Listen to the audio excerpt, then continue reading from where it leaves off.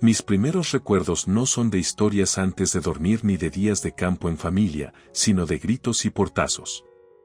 Me llamo Elsie y, durante los primeros 8 años de mi vida, vi cómo el matrimonio de mis padres se desmoronaba pelea tras pelea.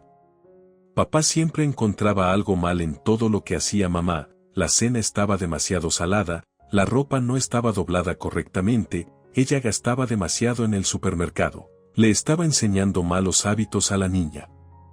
No importaba lo que hiciera, para él, nunca era suficiente.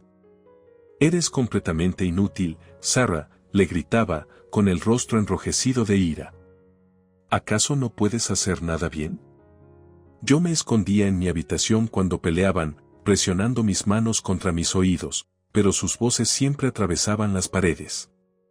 Después de cada pelea, oía a mi mamá llorar en el baño, tratando de ahogar sus sollozos con el agua corriendo. El patrón continuó año tras año. Algunos días eran mejores que otros, pero la tensión siempre estaba ahí, como una tormenta a punto de estallar. Papá trabajaba como abogado corporativo exitoso y ejercía esa autoridad profesional en casa como un arma.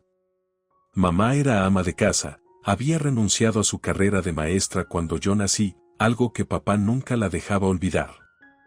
«Yo proveo todo para esta familia», le recordaba durante sus discusiones. «Lo mínimo que podrías hacer es llevar la casa como es debido». Mi 8º cumpleaños fue sorprendentemente tranquilo, papá incluso sonrió algunas veces y mamá preparó mi pastel de chocolate favorito. Ahora, al mirar hacia atrás, me doy cuenta de que mamá probablemente ya había tomado su decisión para entonces. A la mañana siguiente, se fue. Sin dejar una nota, sin despedirse, sin explicación, solo cajones vacíos y un armario a medias. Papá se puso como loco, llamó a todos los que conocía, contrató investigadores privados, pero ella había desaparecido por completo. Cuando empezaron los trámites de divorcio, ella no se presentó en el juzgado. El juez le concedió a papá la custodia total y terminó con los derechos parentales de mi madre. Recuerdo que me senté en aquella sala del tribunal, con el vestido azul que mamá me había comprado un mes antes, preguntándome si ella aparecería de repente para explicarlo todo. Pero nunca lo hizo. Papá me agarró las manos con tanta fuerza que me hizo daño al salir del juzgado. «Es una traidora», escupió, con la mandíbula apretada. «No la necesitamos, nunca la necesitamos». Pero yo sí la necesitaba. Necesitaba a mi mamá para que me protegiera del temperamento de papá, para que me peinara por las mañanas, para que me dijera que todo estaría bien. En vez de eso, me quedé sola con un padre cuya ira ahora no tenía otro blanco más que yo. Fue entonces cuando papá decidió contratar a una niñera. «No puedo trabajar y encargarme de una niña», anunció una noche. «Necesitamos ayuda por aquí». Así llegó María Chen, joven, bonita y, al principio, aparentemente perfecta. Tenía 26 años, una licenciatura en educación infantil y hacía las mejores galletas con chispas de chocolate que había probado. Cuando empezó a trabajar para nosotros, pensé que quizá las cosas por fin mejorarían. Al principio no entendía lo que sucedía. Papá y María se intercambiaban esas pequeñas sonrisas cuando creían que yo no miraba. A veces entraba a una habitación y dejaban de hablar de repente, como adolescentes sorprendidos pasando notas en clase. María empezó a quedarse cada vez más tarde, después de que papá llegaba del trabajo, y se sentaban en la cocina hablando en voz baja. Una noche de octubre, unos 6 meses después de que María empezara a trabajar con nosotros, papá me llamó a su despacho. María también estaba ahí, parada al lado de su escritorio con una enorme sonrisa. «Elsie», dijo papá, con un semblante feliz por primera vez desde que mamá se fue. «Tengo algo importante que decirte. María y yo nos vamos a casar».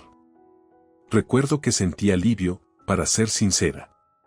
María había sido muy buena conmigo, me ayudaba con los deberes, cocinaba mis pastas favoritas y nunca me gritaba como lo hacía papá.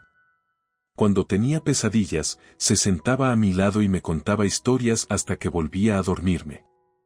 Tal vez esta sería nuestra oportunidad de ser una familia de verdad otra vez. Qué bien, dije, y lo sentía de verdad. María me abrazó y su perfume olía a vainilla y flores. Vamos a ser muy felices juntas, prometió. Ya lo verás. La boda fue pequeña pero elegante. Yo fui la niña de las flores y llevaba un vestido rosa que María me ayudó a elegir.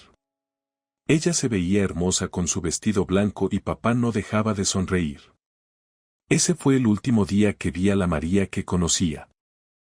Empezó de forma sutil, el día después de que regresaran de su luna de miel. Dejé mi mochila en la sala, como siempre hacía, y María entró, la vio y toda su expresión cambió. Recoge eso inmediatamente, ordenó con aspereza. Esto no es un chiquero. Me quedé en shock, María nunca me había hablado así antes. Pero aquello era solo el comienzo. De repente, todo lo que hacía estaba mal, mi cama no estaba bien tendida, caminaba haciendo mucho ruido, no decía por favor y gracias las suficientes veces. Un día, confundida y dolida por su transformación, reuní el valor para preguntarle directamente. ¿Por qué estás tan diferente ahora? Antes eras buena conmigo. María se rió, no con la risa cálida que recordaba, sino con algo frío y cortante. Ay, cariño, dijo, examinando sus uñas perfectamente pintadas. Antes solo era una empleada. Ahora soy la señora de esta casa y tú tienes que aprender cuál es tu lugar. Cuando te digo que hagas algo, lo haces, sin preguntar. Esa noche corrí al despacho de papá, llorando a mares, y le conté todo. Creí que me protegería, que arreglaría las cosas. En cambio, su rostro adoptó ese tono rojo peligroso que recordaba de sus peleas con mamá. Eres igualita a tu madre, bufó, golpeando la mesa con la mano. Siempre quejándote, siempre causando problemas. Déjame dejar algo muy claro, si te oigo diciendo otra palabra en contra de María, ante quien sea, lo vas a lamentar mucho. ¿Entendido? Asentí, con todo mi cuerpo temblando, y huí a mi habitación. Esa noche lloré en mi almohada hasta empaparla, deseando desesperadamente que mamá volviera para salvarme. La vida se convirtió en un campo minado de nuevas reglas y restricciones. María ejercía su autoridad como un arma, buscando maneras de hacerme la vida imposible cada día. Primero prohibió mi música pop favorita porque era vulgar. Después se llevó la pequeña televisión de mi cuarto diciendo que distraía mis estudios, a pesar de que mis notas eran excelentes. Comenzó a controlar mi ropa y tiró mis jeans favoritos porque le parecían demasiado informales. Cambió mi edredón de colores por sábanas blancas para que mi habitación hiciera juego con la estética de la casa. Incluso estableció horarios para ducharme, no más de 10 minutos y solo en las horas específicas que ella aprobara. La única luz en medio de esa oscuridad era la abuela Ellen, la mamá de mi madre. Me visitaba cada pocas semanas y siempre me traía algo especial, libros, ropa o pequeñas piezas de joyería que María no podía justificar tirar porque eran regalos familiares. ¿Cómo estás, cariño?, preguntaba la abuela en sus visitas, mirándome con ojos que buscaban la verdad. Yo sentía las miradas de papá y María sobre mí, recordaba la amenaza de papá y forzaba una sonrisa. Estoy bien, abuela. Todo está genial. Así pasaron 3 años. Aprendí a vivir según las reglas de María, a quedarme callada, a volverme invisible. Entonces, cuando tenía 13 años, María anunció que estaba embarazada. Papá estaba eufórico. Empezó a convertir la habitación de invitados en un cuarto de bebé antes incluso de que ella se notara embarazada. María pasaba horas mirando ropa de bebé y diseñando la habitación perfecta para su hija. Cuando nació la pequeña Sofie, fue como si yo hubiera dejado de existir por completo. Papá le tomaba fotos a todo lo que hacía, su primera sonrisa, su primer intento de darse la vuelta, su primer agarre a un juguete. María publicaba actualizaciones cada hora en las redes sociales sobre su angelito perfecto. Pero, 6 meses después de su dicha paternal, María empezó a quejarse. Estoy tan agotada, se lamentaba con papá. La bebé necesita atención constante. Ni tiempo tengo para arreglarme las uñas. Papá, siempre el que encontraba soluciones, sugirió contratar a una niñera. Hay muchas universitarias calificadas buscando trabajo, comentó una noche en la cena. Podríamos entrevistar a algunas. Vi la expresión de disgusto formarse en el rostro de María al mencionar a las estudiantes universitarias. Su mano se tensó en el tenedor y casi podía leer sus pensamientos. Al fin y al cabo, ella consiguió su posición en esta casa como una joven y guapa niñera estudiante que acabó convirtiéndose en esposa. La ironía no se me escapaba ni a mis 13 años. Ni pensarlo, lo interrumpió María, soltando el tenedor contra el plato. No necesitamos contratar a nadie. Tenemos aquí a una niñera perfectamente capaz. Papá siguió su mirada y asintió lentamente. Tienes razón. Él sí puede ayudar con Sofie. Le servirá para aprender responsabilidad. Lo que empezó como ayudar pronto se convirtió en un trabajo de cuidado infantil de tiempo completo, sin paga. Todos los días, al volver del colegio, María me esperaba junto a la puerta con Sofía en brazos. En cuanto yo entraba, prácticamente me soltaba a la bebé encima. Ya comió, pero habrá que cambiarla pronto, decía, mientras agarraba su bolso de diseñador. Tengo cita en el salón de belleza, o voy a tomar café con las chicas, o lo que fuera. Yo amaba a Sofía. Era una bebé inocente que no tenía la culpa de nada. Pero yo apenas tenía 14 años y necesitaba mantener buenas notas mientras me convertía en niñera de tiempo completo. En lugar de hacer mi tarea de álgebra, estaba calentando biberones y preparando papillas. En vez de trabajar en mi proyecto de historia, me la pasaba cambiando pañales y cantando nanas. María solía volver a eso de las 6:30, justo antes de que llegara papá, cargando con recipientes de comida para llevar de restaurantes caros. Estoy agotada de cocinar todo el día, anunciaba en cuanto papá entraba, dejando la comida sobre la mesa. Yo seguía allí, aún con mi uniforme de la escuela, Sofía en brazos y mis deberes sin hacer. Un día, en el colegio, no pude aguantar más. Durante la hora de la comida me derrumbé y le conté todo a mi amiga Amanda, que me obligaban a cuidar a Sofía cada día, que no tenía tiempo para mis deberes, que María le mentía a papá. Eso no está bien, dijo Amanda, con gesto serio. Mi mamá trabaja en servicios de protección infantil. Esto es exactamente lo que ella maneja. Debí haberlo sabido. 2 días después, yo estaba en casa con Sofía, intentando darle puré de guisantes y leer mi tarea de inglés al mismo tiempo, cuando alguien llamó a la puerta. Eran 3 personas con aspecto profesional, se presentaron como trabajadores del CPS, los servicios de protección infantil. Preguntaron por María, les dije la verdad, que estaba en su cita semanal en el spa. Ellos examinaron la casa, tomaron notas y me hicieron preguntas sobre mi rutina diaria. Luego llamaron a mi padre. Papá llegó 20 minutos después con el rostro sereno, pero la furia brillaba en sus ojos. Conocía esa expresión, la misma de antes de las peores peleas con mamá. Los trabajadores de CPS le explicaron sus inquietudes por dejar a una adolescente de 14 años a cargo de un bebé durante periodos prolongados.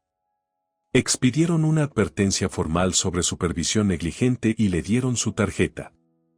En cuanto se fueron, papá estalló. Traidora de pacotilla. Rugió, con la cara morada de furia. Eres igual que tu madre, siempre intentando destruir esta familia. ¿Te das cuenta de lo que has hecho? No quise, intenté explicar. Cállate. Me interrumpió. Eres exactamente como ella, una traidora. Has traicionado a esta familia, traicionado la confianza de María. Fue entonces cuando María llegó, con el pelo recién peinado y las uñas relucientes.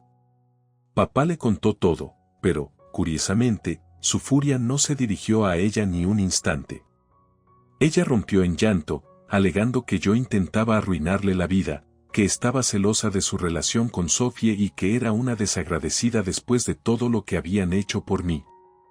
«Vete a tu habitación», bramó papá. Sin teléfono, sin computadora, sin salir de la casa excepto para ir a la escuela durante un mes. ¿Y si vuelves a hacer algo así?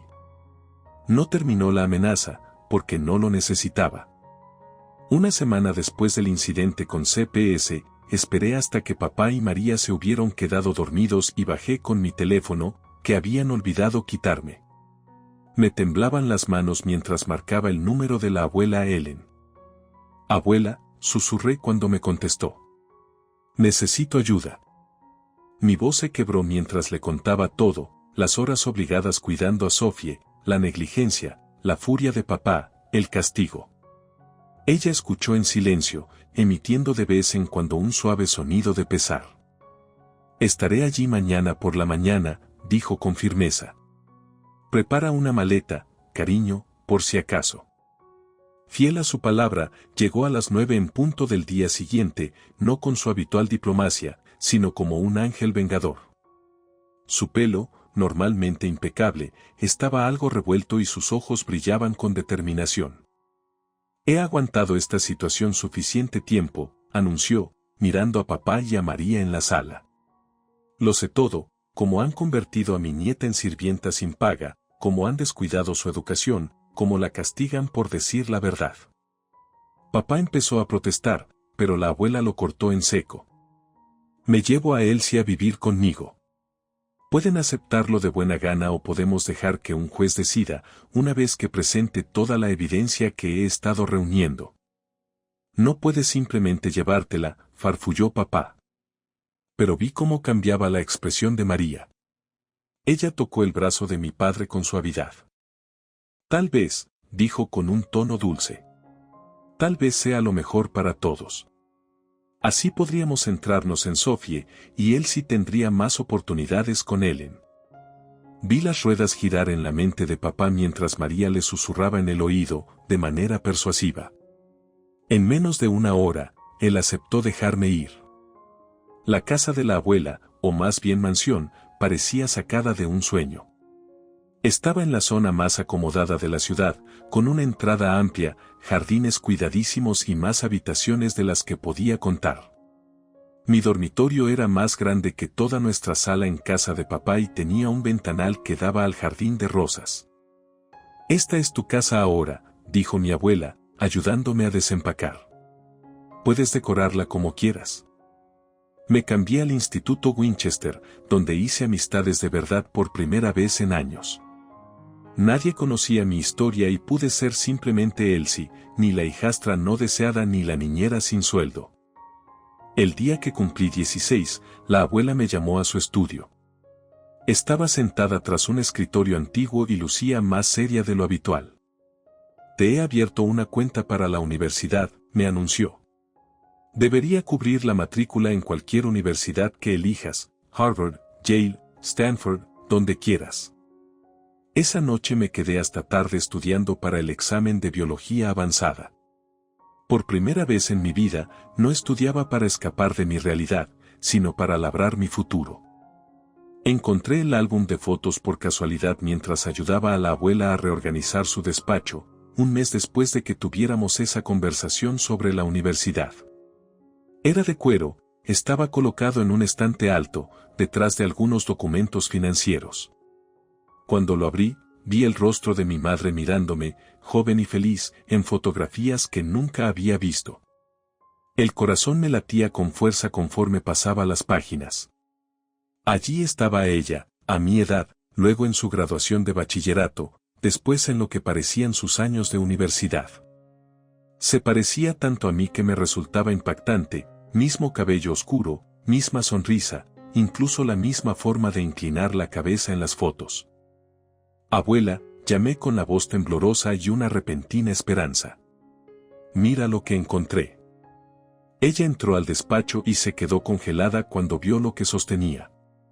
«Deberíamos contactarla», propuse, las palabras saliendo antes de pensarlo. «Ahora que vivo contigo, papá ya no puede impedir que la vea. Ella no tiene por qué tenerle miedo». Elsie, me interrumpió la abuela suavemente, y algo en su tono hizo que se me encogiera el estómago. Hay algo que necesitas saber. Caminó hacia su escritorio y encendió su computadora portátil. Hizo clic en algunas carpetas hasta que encontró lo que buscaba. Debí habértelo contado antes, pero quería protegerte. ¿Protegerme de qué? La abuela respiró hondo. El día después de que tu madre se fue, le mandé un correo electrónico. Yo sabía dónde estaba, ella me contactó brevemente antes de irse. Le dije que debía volver por ti, que no podía abandonarte con tu padre. Le prometí ayudarla económicamente, apoyar a las dos, hacer lo que fuera necesario para mantenerlas a salvo. Ya me temblaban las manos. ¿Qué respondió ella? En vez de responder, la abuela giró la computadora hacia mí. El correo tenía fecha de un día después de que mamá se fuera, y era muy breve. Decía: no vuelvas a contactarme sobre Elsie. No la quiero, nunca la he querido. Nunca la amé. Solo era una cadena que me ataba a esa casa, a esa vida. No me importa qué pase con ella. Ahora es problema de Robert. Sarah. Las palabras se desdibujaban mientras las lágrimas me llenaban los ojos. Lo releí una y otra vez, intentando que dijera algo distinto, pero las mismas palabras frías, crueles y definitivas seguían ahí. Lo guardé, dijo la abuela en voz baja. Pensé que algún día podrías necesitar saber la verdad. Cerré el álbum de fotos lentamente, la cara sonriente de mi madre me parecía ahora una burla. Todos estos años había creído que mi madre se había visto forzada a huir por la crueldad de papá, demasiado asustada para contactarme, tal vez observándome desde lejos y amándome en secreto. Pero la verdad era más sencilla y mucho más brutal, ella nunca me había querido. Los siguientes 2 años fueron los más felices de mi vida. Me aceptaron en Princeton con un expediente perfecto y pasé los días entre mis estudios, haciendo amistades nuevas y construyendo una vida para mí. Cada fin de semana llamaba a la abuela Ellen y, durante las vacaciones, volvía a su casa. Cuéntamelo todo, decía ella cuando tomábamos el té en el jardín. Y yo le hablaba durante horas sobre mis clases, mis amigos, mis planes. Pero, a mitad de mi segundo año, la abuela enfermó.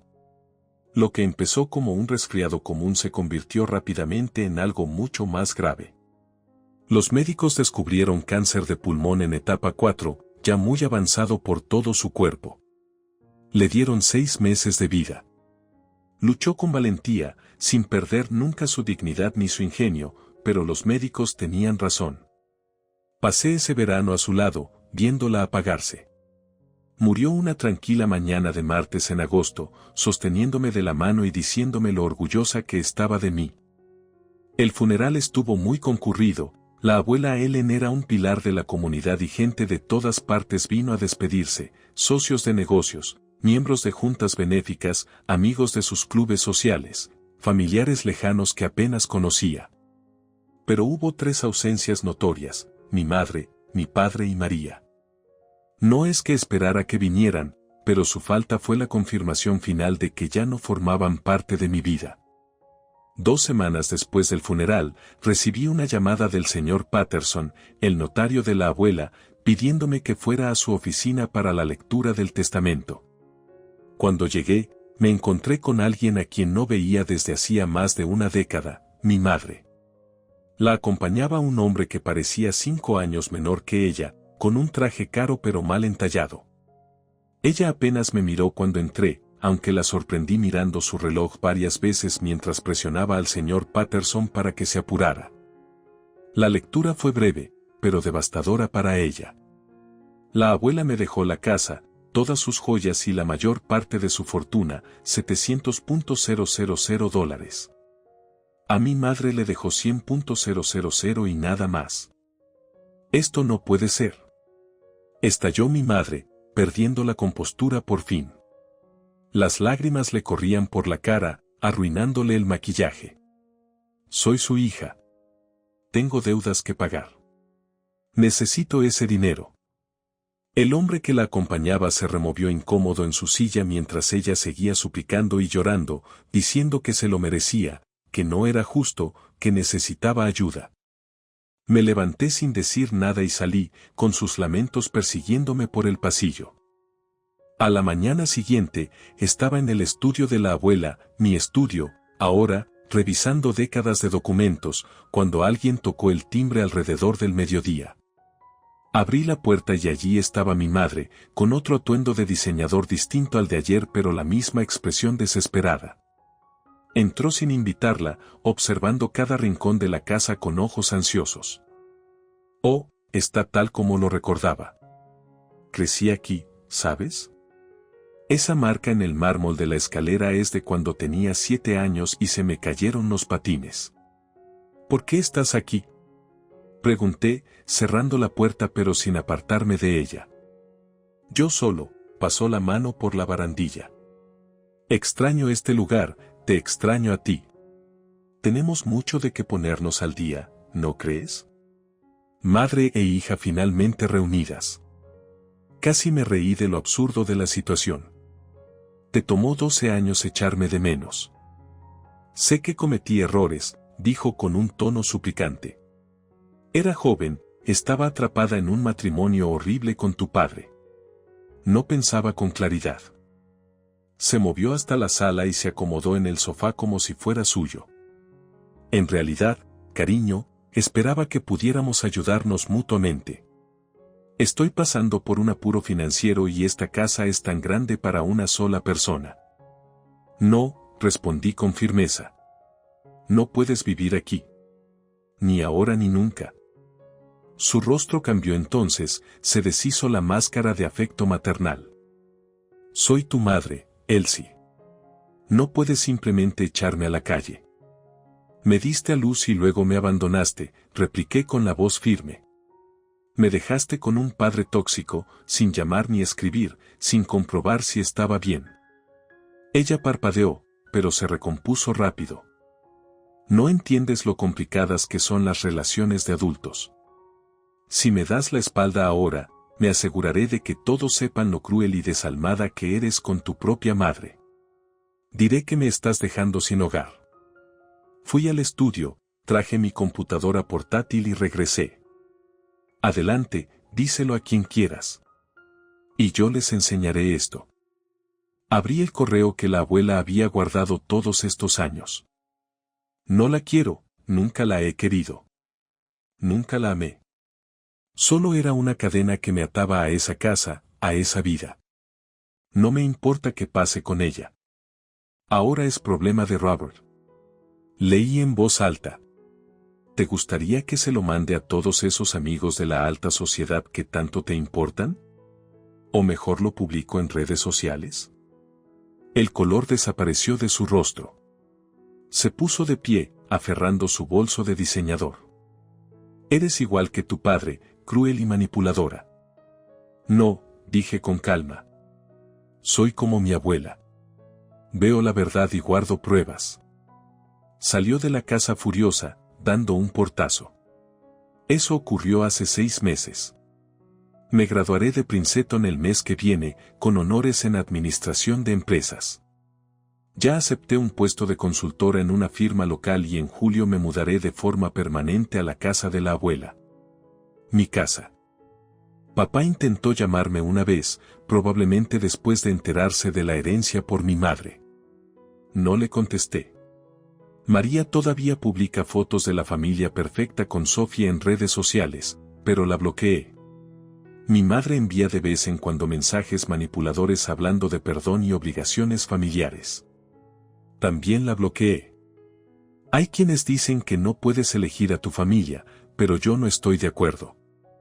La abuela me eligió a mí cuando mis padres no lo hicieron, y ese es el legado que elijo honrar. Voy a remodelar la casa el próximo mes, actualizándola pero conservando todo lo especial que había de ella.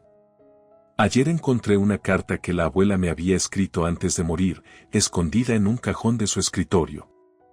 Recuerda, escribió, tu valor no lo determinan quienes te abandonaron, sino la forma en que eliges avanzar. Eres más fuerte de lo que crees, más lista de lo que imaginas y más amada de lo que piensas. Tenía razón. El pasado es el pasado, y he decidido no dejar que defina mi futuro.